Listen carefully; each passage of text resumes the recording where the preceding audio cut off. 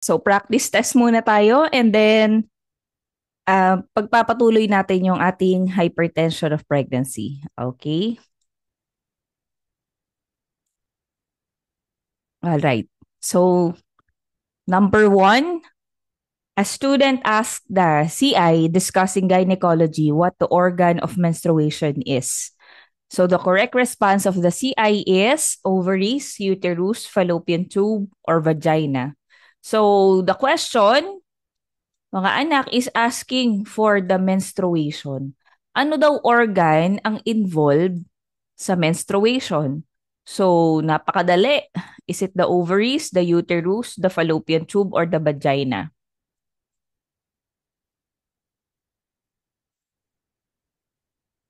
What is your answer?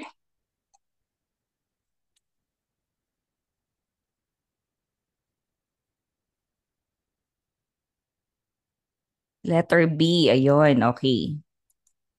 Sige, wait lang ha. Baka yung iba walang link.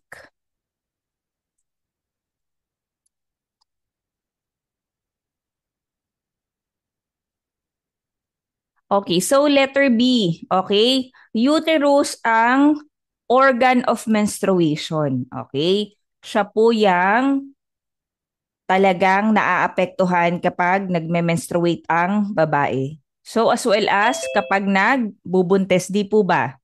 Ayan. So yung ovaries, ito po, ito ang responsible sa pag-release ng gametes. Ano yung gametes? Reproductive cell, di ba? So ng egg cell. All right? Ayan. Very good. So si fallopian tube, dito lang tumatambay yung ibinuga ni ovaries na egg cell, di ba? Now, si vagina ay passage or conveyor siya ng sperm cell, 'di ba? Ayan. So, ang organ of menstruation, okay, syempre sasabihin niyo sa akin, ma'am, 'di ba ovaries din po involved? So, pinaka-involved po ay ang ating uterus, okay? So, matanong ko lang, so habang nandito na tayo, ang vagina ba may inilalabas na hormones? Mhm. Ang vagina ba may inilalabas na hormones? May may ano ba siya? Nag-i-induce ba to ng hormones? Mm. Ang vagina ba may inilalabas ba tong hormones? Guys, hormonal? Wala. Very good, Helena. Yung fallopian tube po, wala din po. Yung uterus po, organ of menstruation siya. Wala din po. Very good. Now dito, si ovary, ano nilalabas niyang hormone? Anong hormone nilalabas ni ovary? Very good.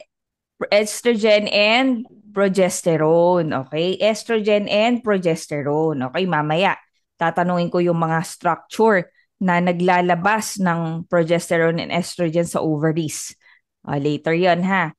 But the answer here, number one is letter B. Okay? So, punta tayo sa number two. The non-pregnant uterus is lined by the Decidua basalis, endometrium, myometrium, or Decidua capsularis. Non-pregnant, no? Non-pregnant tayo. When we are discussing the layers of the uterus, ayan. Non-pregnant uterus is lined by the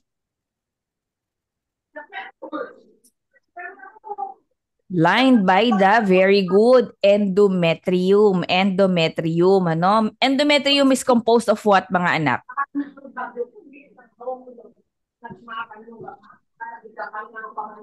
Mucous membrane. Very good. Mucous membrane. Okay? Okay, ang line nito, mucous membrane. Okay? Ayan.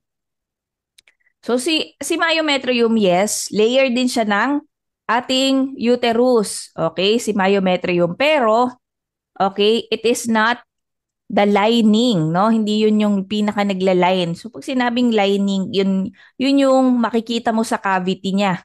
sa mismong cavity niya. Okay? Ayan. Paano pag pregnant uterus? Sino nagla-line sa pregnant uterus?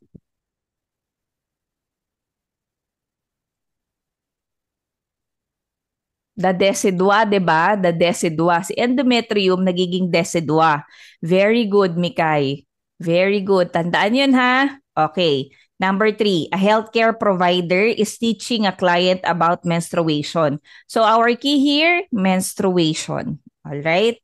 She explains that the predominant hormone produced by the ovaries in the secretory phase of the menstrual cycle is predominant hormone produced by the ovaries. So sabi ni Helena kanina, estrogen and progesterone daw ang nilalabas ni ovaries, 'di ba? 'Di ba? Balik tayo doon. Ang hormones na nilalabas ni ovaries ay estrogen and progesterone. So in the question, predominant hormone produced by the ovaries in the secretory phase of the menstrual cycle.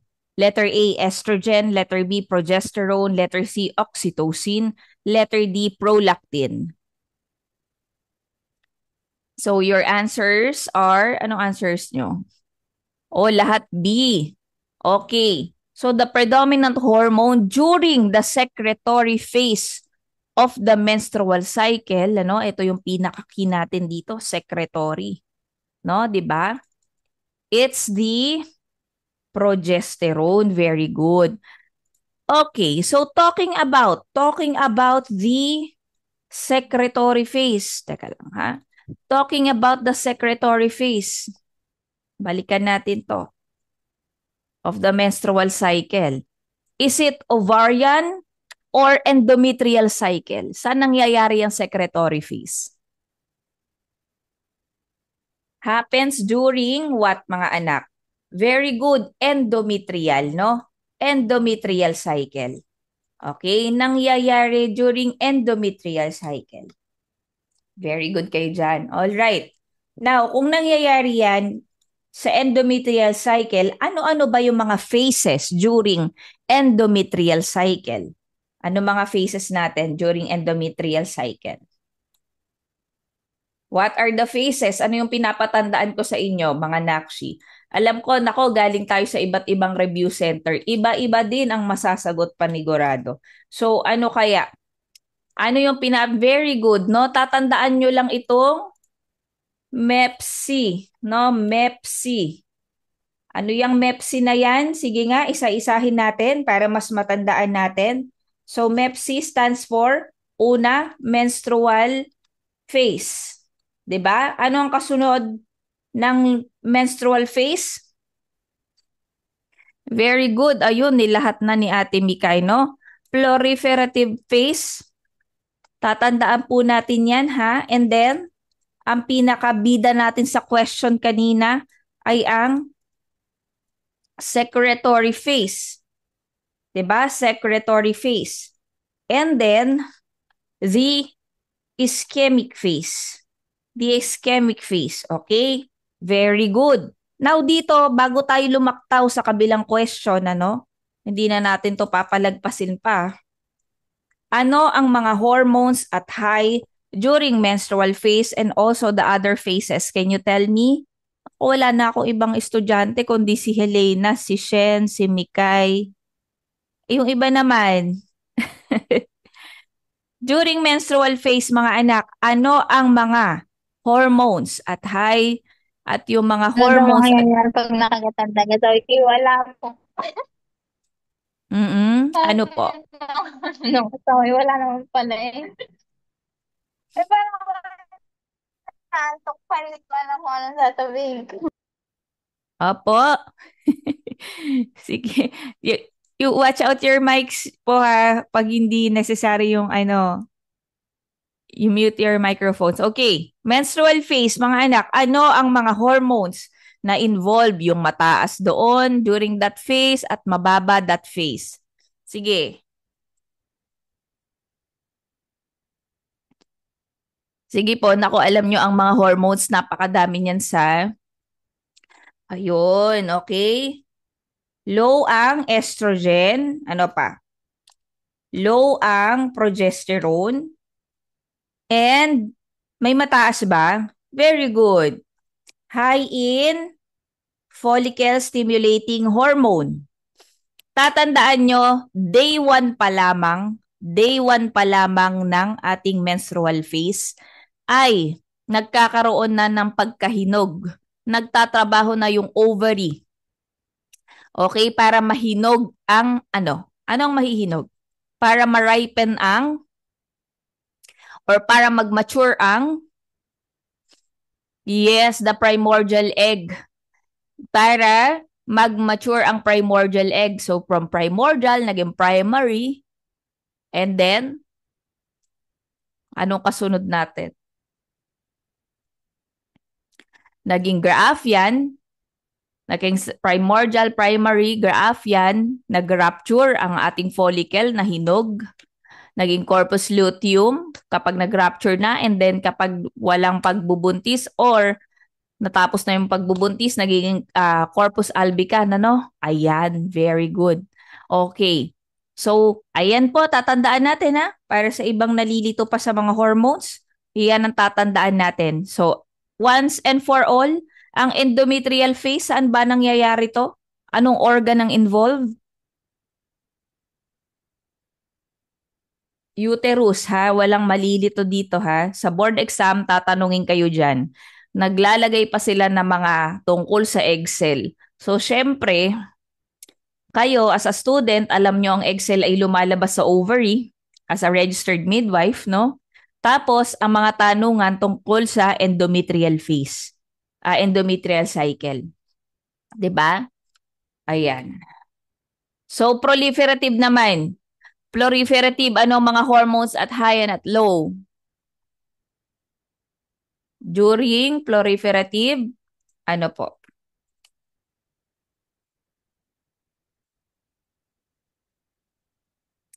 During proliferative, high in estrogen because proliferative is the estrogenic phase, 'di ba? Now, yung proliferative ay high in estrogen. Okay? And then, paano yung progesterone nila? During proliferative phase, low in progesterone. Very good. And then, ayun, high in FSH pa rin. High in FSH pa rin po ba?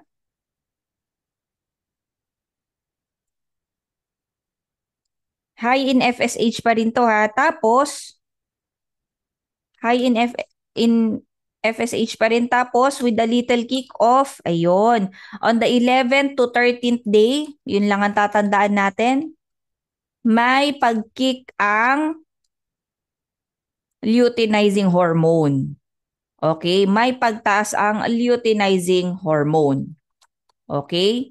May pagtaas ang luteinizing hormone. So, sa influence ni estrogen tsaka ni luteinizing hormone, nagkakaroon tayo on the 14th day ng ano po?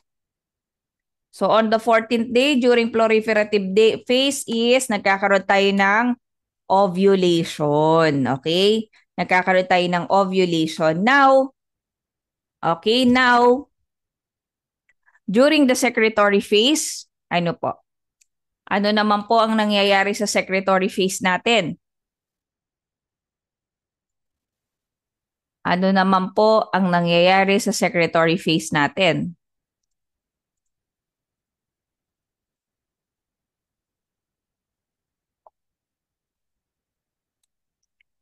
Yon, high in progesterone. High in progesterone, okay? And then, low in estrogen. Mataas ang follicle stimulating hormone. Wala po, very good. Mababa ang follicle stimulating hormone. Nag-iintay kasi ng pagbubuntis kaya hindi muna magtataas si follicle stimulating hormone. Maghihintay pa siya ng isang cycle, 'di ba? Oh, and then anong mataas pa dito? Ayun, high in Luteinizing hormone. Okay? High in luteinizing hormone. Okay? Yung purpose ng pagtaas ni progesterone kasi nag-ovulate na. Meron na siyang anong structure? Yung naglalabas ng maraming progesterone. Dahil nag-ovulate na, may lumabas ng itlog. Yung itlog pumunta na or yung egg cell pumunta na sa ampulla. Kung saan nakatambay na siya, nagiintay na siya ng sperm cell. So ano nangyayari? Bakit kaya mataas ang progesterone? Because Bakit kaya mataas ang progesterone? Kasi nagkakaroon ng luteination. 'Di ba? Merong nagkakaroon ng luteination, si corpus luteum. Yes. Si lutein kasi ay ang yellow fluid. 'Di ba? Ang yellow fluid na maraming progesterone at pinupuno niya yung corpus luteum, 'di ba? Corpus luteum, ayan. So therefore, si corpus luteum, siya yung nag-e-emit ngayon ng progesterone. Very good. Ayan. So natatandaan niyo yun ha. Ano nga bang ibang tawag natin sa corpus luteum? Anong ibang tawag natin sa corpus luteum? The yellow body. Okay? Pag namatay na, nag-regress na, common board question yung mga ganyan. Pag namatay, nag-regress, ang tawag ay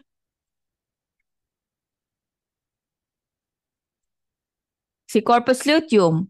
Pag namatay or nag-regress, corpus albicans. At ang tawag sa kanya, kung yellow body si corpus luteum, si corpus albicans ay white body. Very good, white body. O sa ischemic naman, ano nangyayari sa ischemic? May mga hormones bang at high or at low? Wala po, no? Dito nagkakaroon ng necrosis or spasm, no? Dito nagkakaroon ng necrosis or spasm. Walang hormone, no? Nor hormones involved.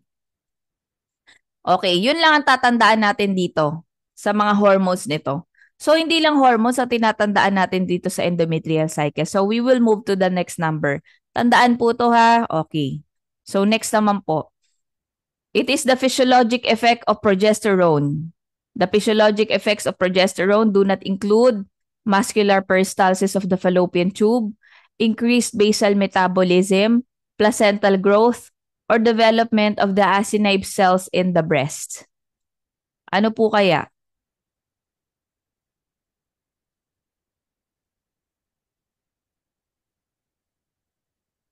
Ano po ang ating answer dyan?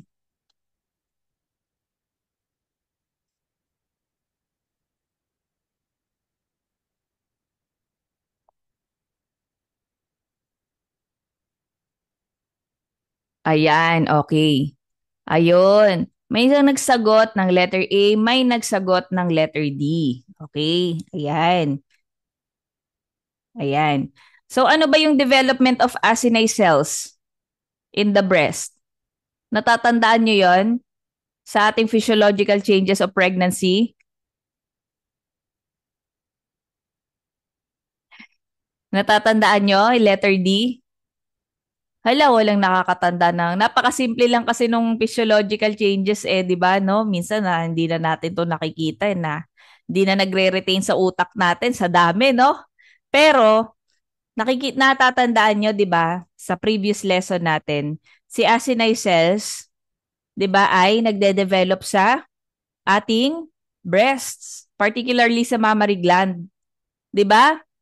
Sa development ng mammary gland, involved si progesterone at si estrogen. Di po ba? Okay? So, yung development ng acinine cells in the breast, it involves the milk production. Tatandaan natin yan. So, therefore, ito ay effects ni progesterone. Okay? Effects ni progesterone. So, ano ba hinahanap natin dito? Physiological effects of the progesterone, pero not included. So, hahanapin natin yung hindi kasama. So, therefore, yung letter D ay effects of progesterone. What about the letter C? Siyempre, yung letter C ay effects of the progesterone din to. And then, yung increased basal metabolism ay effects of the progesterone din. Okay? Yung muscular peristalsis of the fallopian tube, ano nangyayari dyan? Ang peristalsis ay nag-halt. Bakit? Muscular. Anong ginagawa sa smooth muscle? Yun, movement. Very good, Diana. Peristalsis is a movement. So during pregnancy, no, ang progesterone po or kapag ang progesterone is at high, anong nangyayari? Kapag ang progesterone is at high, ano nangyayari? Nagre-relax. 'Di ba? Nagre-relax ang lahat. Nagre-relax ang smooth muscle. Kasama na dyan yung mga lining sa fallopian tube, sa uterus, sa stomach, gastrointestinal tract, sa rectum, lahat ng sphincter, lahat ng may mga smooth muscle, nagre-relax yan. Okay? With the influence of the progesterone. Tatandaan po yan. So, si progesterone ay hormone of pregnancy and hormone responsible for relaxing. Okay? Ayan. O wag ano doon ha, wag magkakamali doon sa relaxing hormones ha, na involve yung mga ating joints. O progesterone lang muna tayo ha. Okay. So therefore, yung letter A yung ating sagot dito. Okay? Ayan. All right. Okay. So number 5. The healthcare provider should anticipate with psychological reactions during the second trimester of pregnancy. Yung psychological adaptation, 'di ba? 3 lang 'yon. So sabi, second trimester, mga nakshi, 'di ba? Second trimester, psychological reaction.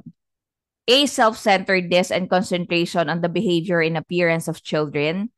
Letter B, extroversion and emotional lability. Letter C, ambivalence and uncertainty. Letter D, dismay over body and readiness for the end of pregnancy. So, napakadali lang kasi second trimester of pregnancy ang pinag-uusapan. So, ano nga ba yon? Anong unang task ng buntis sa first trimester? What is the first task? Accept the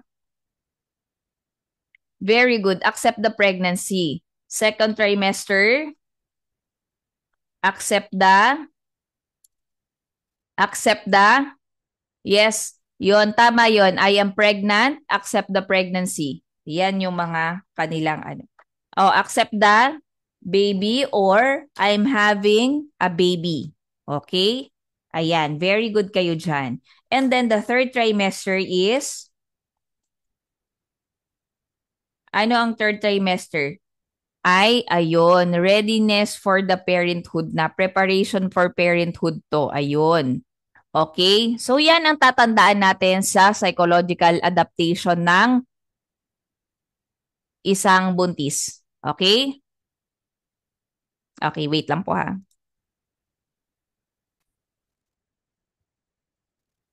All right. Okay. So anong answer natin dito? Self-centeredness and concentration on the behavior and appearance of children, extroversion and emotional lability, ambivalence and uncertainty, dismay over body image and readiness for the end of pregnancy. Ayun. Tama, no? Extroversion and emotional lability. Okay? Ayan. Yan yung nararamdaman nila, no? Yan yung reaction nila during second trimester. Alright, so number 6. So number 6, a client is in the second trimester of her pregnancy. Which of the following findings should the healthcare provider bring to the attention of the obstetrician or healthcare provider midwife? Diagonal conjugate of 12.5 centimeters, fundal height of 22 centimeters on August 20, last menstrual period is March 20, rubella titer of 1:10, and then no ballotment. Ano kaya?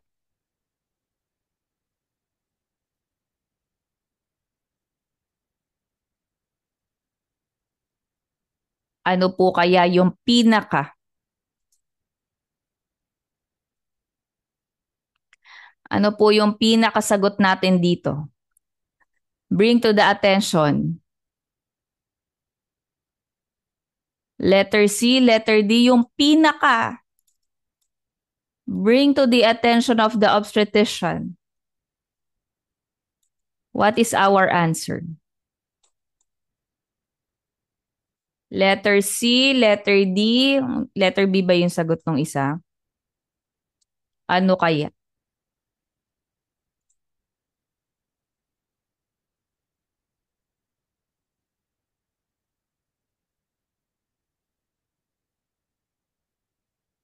Okay. So second trimester po ang pinag-uusapan natin, no? Second trimester. Ayan. Ano po kaya? C or D? C or D? There's no ballotment or rubella titer of 1:10.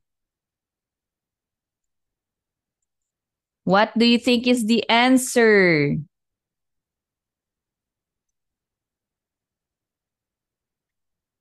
So, ang pinaka-reportable dito ay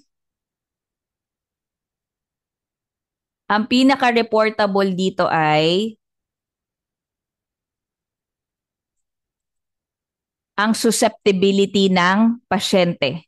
Okay? Susceptibility ng pasyente.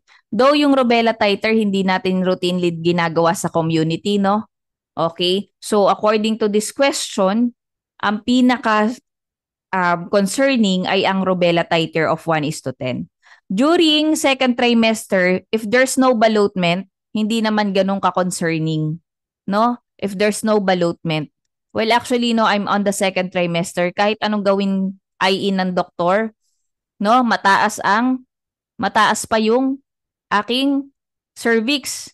So, kahit na i-push niya pa, no, hindi ganun ka-concerning kapag walang ballotment. Alright? Ayan. And then, yung 12.5 na conjugate, ano yung 12.5 na conjugate? Ito ay, normal ba yan na diagonal conjugate?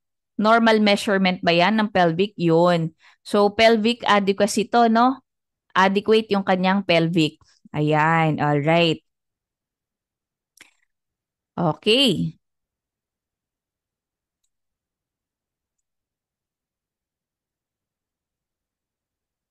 So, yun ang sagot natin. Letter C. Now, number 7. A pregnant client is taking folic acid. Folic acid. During prenatal teaching, which of the following foods would the healthcare provider recommend as high in folic acid? Egg yolks, fruit, bread, or milk? Ano po? Yung mga ganyan, lumalabas sa board exam yan. Lahat, sagot ay letter A.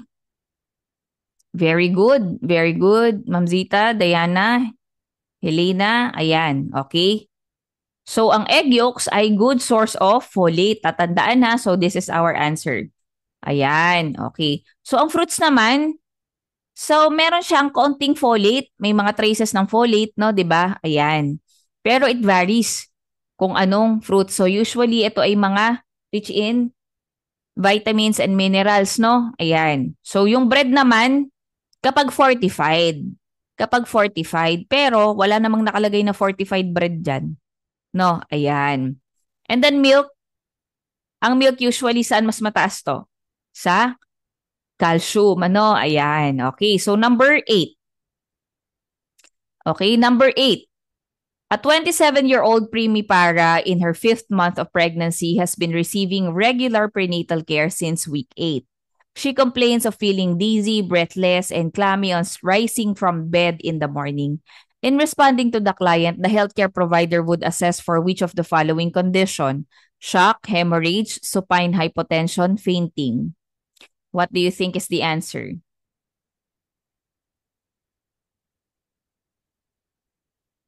Shock? Shock? Okay, again ha. So, 5th month of pregnancy, primipara. First time, primipara, no? Pangalawang beses na nga nito siguro manganganak. So, has been receiving regular prenatal care since week 8. Okay, she complains of feeling dizzy. Okay, feeling dizzy. breathless and clammy on rising from the bed in the morning. Okay? Ano activity na ginawa ni patient? Rising from the bed in the morning. So ano kayang condition ito? Anong i-assess natin? So, shock na ba kaagad? Shock na ba kaagad? Kasi ma'am, dizzy, breathless, and clammy, di ba? Hindi po shock. So, hindi to ang sagot natin. Ano? Ayan. Ano nga ba ang classic triad sign ng shock? Ano nga ba? Ano ang classic sign ng shock? Ayun, very good. Hypo, taki-taki, no? Hypo, taki-taki or hypotension, tachycardia, takip niya. Tatandaan ha, para doon sa iba. Hypotension, tachycardia, takip niya. Okay, takip niya. Now, hemorrhage agad? Hindi po hemorrhage agad ito. No? Kasi kapag may hemorrhage, ano mga ibang accompanied yan ng ibang symptoms katulad ng, of course, bleeding. O kaya naman pain, 'di ba? Ayan. So, yung fainting naman, fainting, hindi naman nakalagay na siya ay nahimatay. Wala naman. Hindi ito yung kondisyon niya, hindi rin naman sinabi, no? So, fainting, other term for fainting, tatandaan natin to ha. Syncope ha. Okay. So, fainting is not the correct answer. So, supine hypotension ang pinaka-best answer natin, okay? Ayan. So, sa supine hypotension, pag nag-rise up ng bed, siguro siya ay, di ba? Bigla siyang, kapag nakakaranas ng supine hypotension, bigla siyang tumayo, di ba? Rising from the bed, very abrupt. So, anong intervention ang pwede nating sabihin sa pasyente? Anong management natin dito? Anong pwedeng advice natin kay patient? So, ang medical advice natin ay, tatandaan nyo dito ha, yung dangling of the feet. Dangling of the feet before getting up. Ayan, before getting up, yan lumalabas sa board exam. Ano pa isa? Left side lying. Left side lying and then dangle of the feet. Left side lying before getting up pa din. And then, gradual lang ang pagtayo. No? Gradual lang, hindi abrupt. Okay? Yun lamang po. Para hindi mabigla. No? Ayan. Okay, number 9. In assessing a client for pregnancy, the healthcare provider would look for which positive sign? Okay, positive sign ang hinihingi. Ano ang quickening? Is it positive or presumptive or probable? Very good. It's presumptive. Presumptive ang quickening. Sino nakakaramdam nito? Healthcare provider or patient? Very good. Felt by the patient to. Kapag ang pasyente ay preemie. Pag preemie ang pasyente, kailan niya mararamdaman ng quickening? Very good. 20 weeks. Okay? 20 weeks. Kapag naman multipara. Kapag multipara ang pasyente, kailan nararamdaman? 16 weeks. Yan ang mga tatandaan po natin. Very good. Okay? Ayan. What about amenorrhea? Hindi ba to positive sign? What is this? What sign is this? Yes, presumptive pa din. Hindi pwedeng nawalan ka lang ng regla, ay buntis ka na. Presumptions lang to, no? Presumptive sign, okay? Amenorrhea, walang regla. Now, the enlarged uterus, presumptive, probable. Enlarged uterus. Enlarged uterus. Ano sa tingin nyo ang enlarged uterus? Probable. Probable or presumptive? Now, enlarged uterus, this can be if felt by the examiner, tinitingnan ano? Felt by the examiner. Enlarged uterus, probable or presumptive? Enlarged uterus, probable or presumptive? Hindi kayo magkakasundo dyan. Charot. What do you think?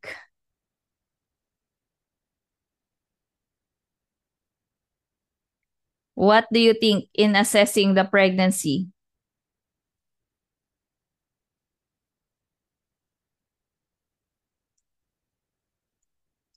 Enlarged uterus can be probable po ha. Can be probable. Okay? Ayan. So, pero hinahanap natin positive. So, ayan. Ilan nga ba yung ating positive sign? Ilan yung positive sign natin? Alam nyo, tinatanong din niya sa board exam, ilan daw yung positive sign natin? Tatlo. Tatlo yung positive sign. Ano-ano yung mga yan? Ano-ano yung mga positive sign na yan? So, number one, fetal movement felt by the examiner. Anong kasunod? Anong kasunod po natin?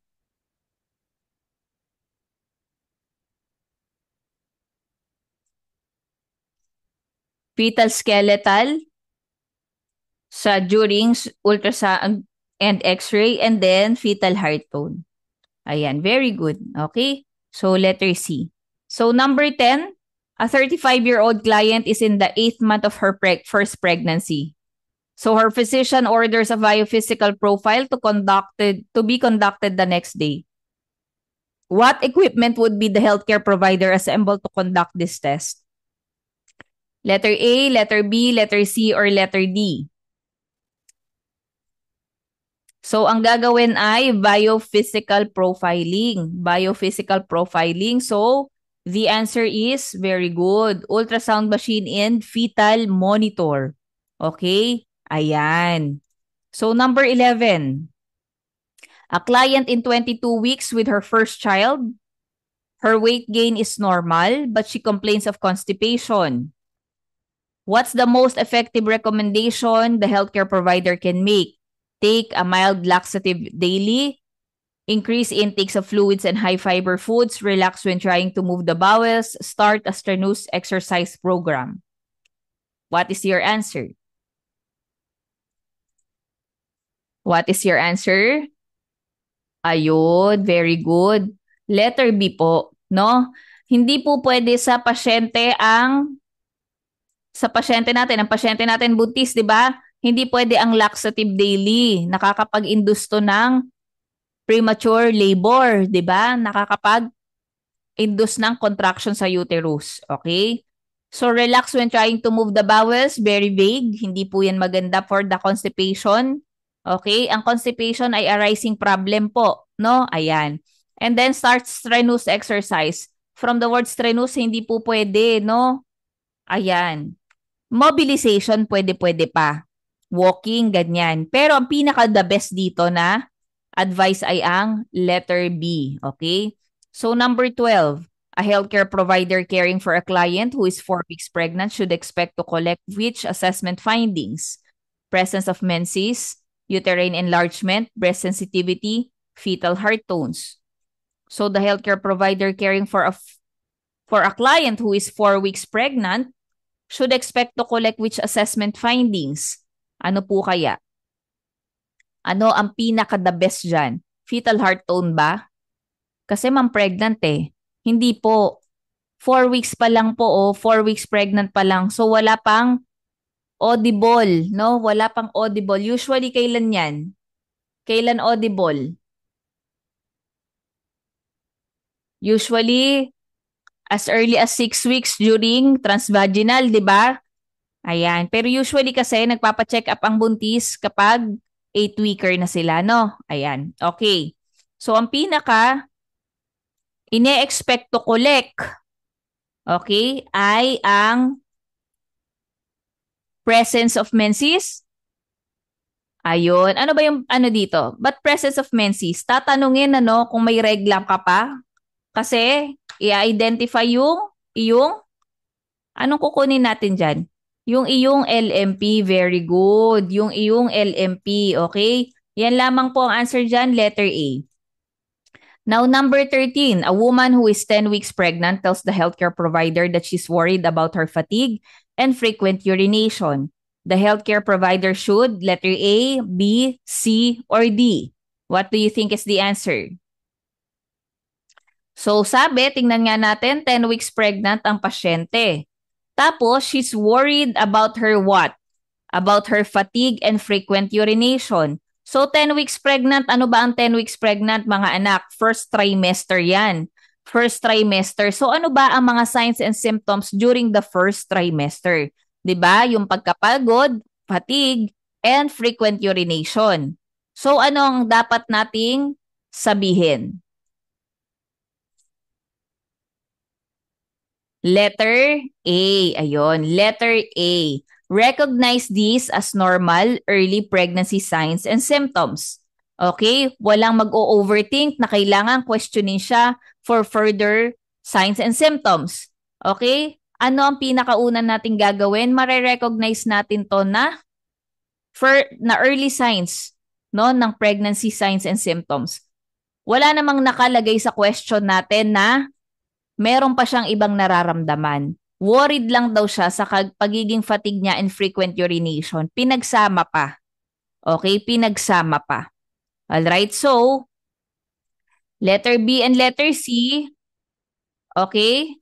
And letter D is not the correct answer. The best answer here is letter A.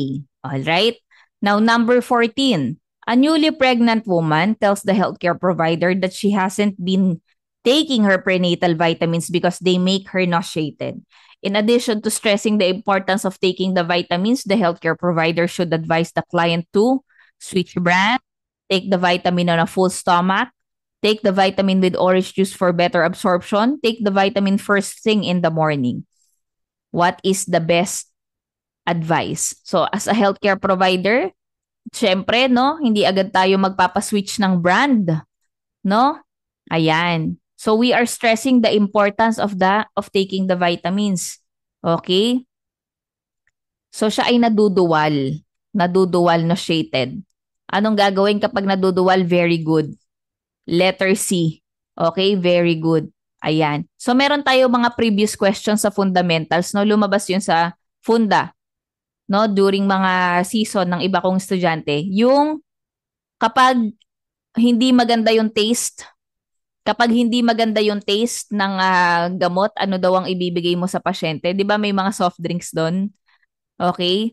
So pinakamaganda ay ang orange juice or lime or lemon juice ha. Ayan. All right. So number 15. The healthcare provider is using Doppler ultrasound to assess a pregnant woman. When should the healthcare provider expect to hear the fetal heart tones? Expect to hear the fetal heart tone. Okay? Anong organ ang pinakaunang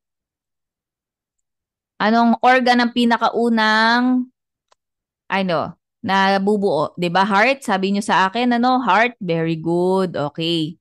So syempre, on the 21st week, ma'am, naririnig na 'yan. Pero okay, hindi ito yung pinakamaaga natin. Okay? 17 weeks, hindi rin ito yung pinakamaaga. 7 weeks, napakaaga, no?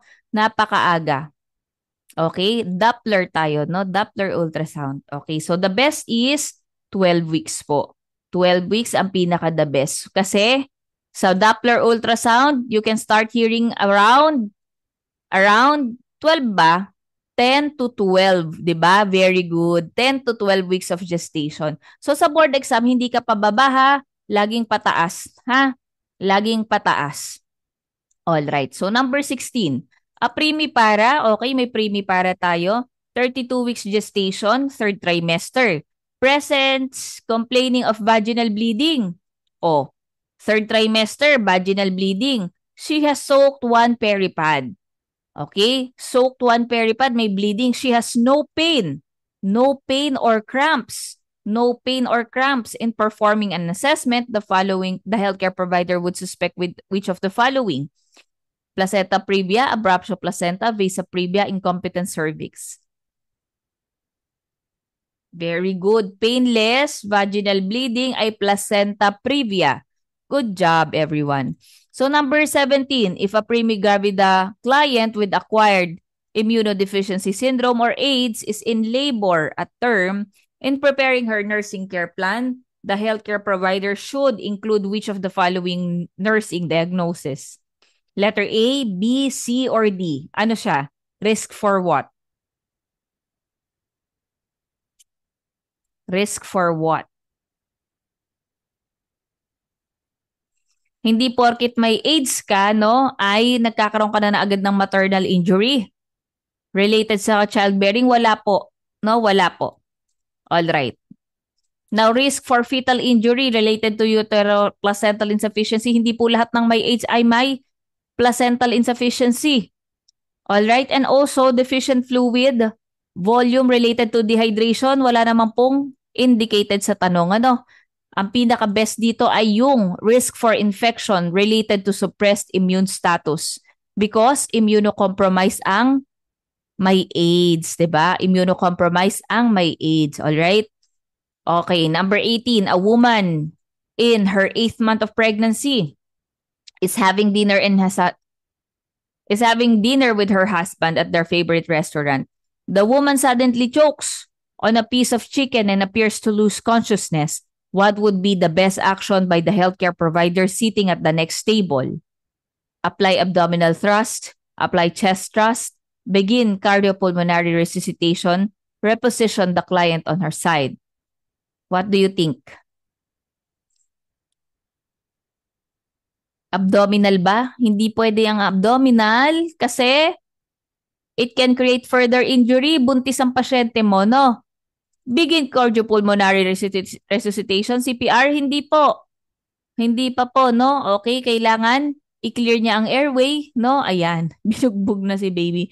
Reposition the client on her side, wala kang gagawin. Reposition lang, hindi po. Apply the chest thrust, okay? Apply the chest thrust. Now, number 19, the healthcare provider is assessing a pregnant woman. Which signs of symptoms indicate a hydatidiform mole? So, hinahanap natin senyales ng hydatidiform mole. May fetal heart tone ba ang hydatidiform mole? May fetal heart tone ba? May fetal heart tone? Wala po. Isa yan sa senyales. Wala dapat fetal heart tone. Okay? So, lack of symptoms of pregnancy, slow uterine growth. Slow uterine growth. Ano ang karakteristik ng uterine growth kapag may hydatidiform mole ka? Slow or rapid? Very good. Rapid uterine growth ang hydatidiform mole. Okay? Para for the sake of the people na wala dito. So, ang signs and symptoms dapat ay no FHT. Ano pa? Rapid uterine growth. Okay, lalagay ko na lang din dito. And then, lack of symptoms of pregnancy. Lack of symptoms of pregnancy. Pag may hydatidiform mole, walang symptoms ng pregnancy. Ayun, 'di ba? Nagkakaroon nga ng excessive vomiting which is hyperemesis gravidarum, 'di ba? Hyperemesis gravidarum pa nga.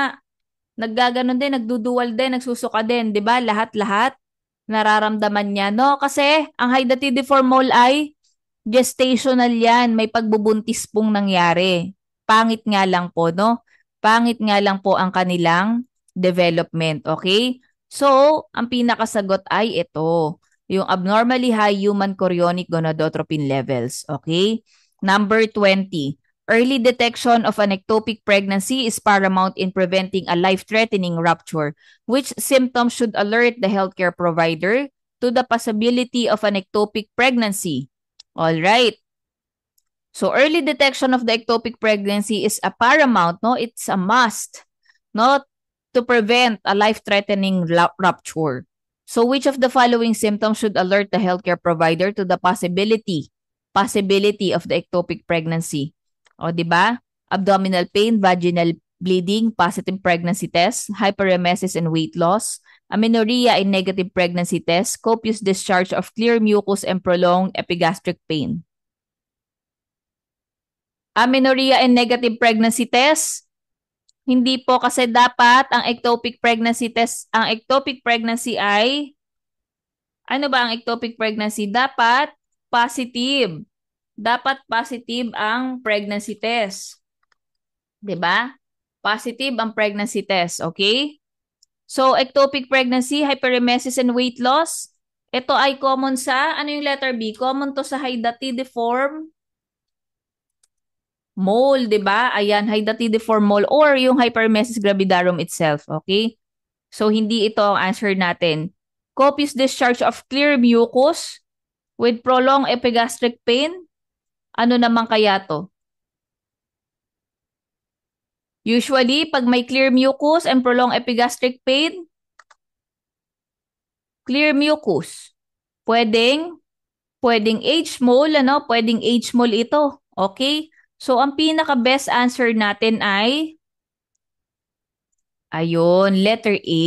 Ayan. Letter A, positive sign of pregnancy, vaginal bleeding, and abdominal pain. Okay? Yung abdominal pain, lateral, di ba? Ay, anong laterality niya? Minsan ay unilateral, no? Unilateral in all occasions ng ectopic pregnancy, no?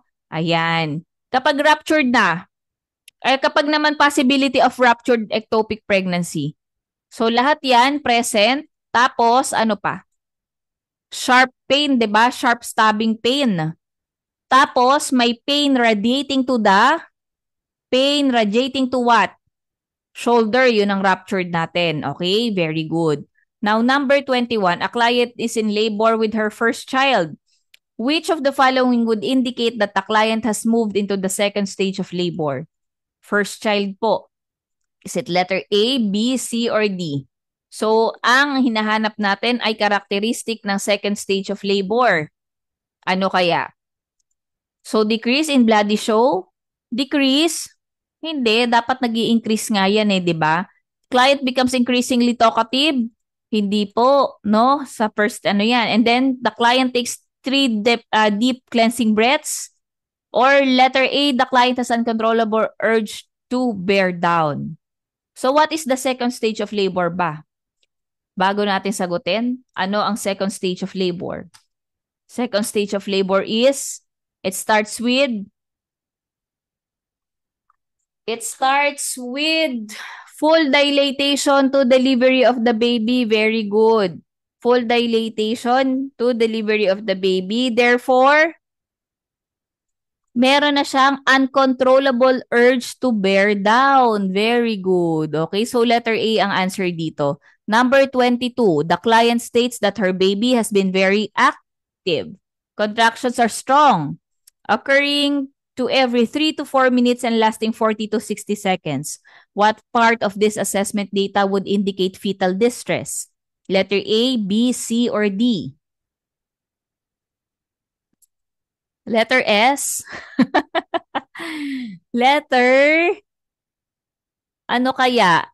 So, sa hinaba-haba ng tanong, ano daw dito yung data na mag-i-indicate ng fetal distress? 'Di ba? Uterine contractions lasting 40 to 60 seconds. Okay pa to, 'di ba? Okay. Indicating fetal distress. Indicating fetal distress. Okay? So, itong uterine A, B, and C, eto na pinaka-clue natin dito mga anak na, napapansin niya na. Letter A, B, and C, hindi naman yan kay kay baby nangyayari, kundi kay nanay. Pero syempre, a-analyze nyo pa rin, ano? Okay? So, nakita nyo, fetal heart tone. Tungkol to sa baby. Tapos, ang kanyang beats per minute, ang kanyang heart rate ay 160 to 190 beats per minute. Ano ba dapat? Ayun, tachycardic na si baby. Ano dapat ba? Ano ba dapat? 120 to 160 beats per minute, no?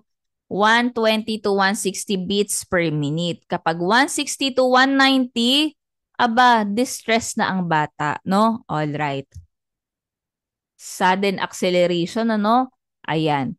So, during labor, meconium in the amniotic fluid is a normal finding in which of the following situation? Okay? Normal finding daw in which of the following situation lumalabas to sa board exam? Preterm labor, cephalopelvic, prolonged latent phase, breech presentation. Very good. The best answer is breech presentation. Okay? Ayan. Now, number 24.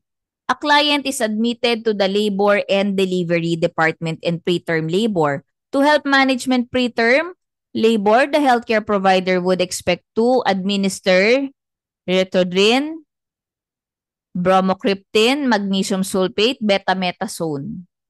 Ano kayang pinaka the best? Well, actually, halos lahat yan ay ano po kaya ang pinaka the best? Ano bang gagawin natin? Anong gagawin natin kapag tayo ay nagpi-preterm labor? Ano nga ba ginagawa natin? Si Helena may sagot na, ayun, to stop the labor. So to halt, to stop the labor, kailangan natin ng tocolytics, no? Anong gagawin natin? Tocolysis. Ayan. Nako, ang inyong lingkod, up until now ay, from time to time ay nagtotocolysis, no? Ayan. Ayan. So, kailangan nating mag-tocolytics, no? Tocolytics. Okay. Anong pinaka-the best answer natin dyan? Pinaka-best answer natin dyan ay tama. Ano? A, B, C, or D? A, B, C, or D? Ayan. So, unahin muna natin si beta-metasone. So, si beta-metasone ay hindi makakapag-halt. Hindi makakapag-halt ng labor. Hindi po makakapag-halt kaagad-agad ng labor. No? Kasi to help manage preterm labor po muna, no? Ayan. Ayun, yung letter D, hindi po yan makakapag-halt ng labor. Bakit kaya? Ito ay, anong ano nito? This is to support the immature lungs, no? Support the immature lungs. Ayan, okay. Wait lang ha, may hinahanap lang akong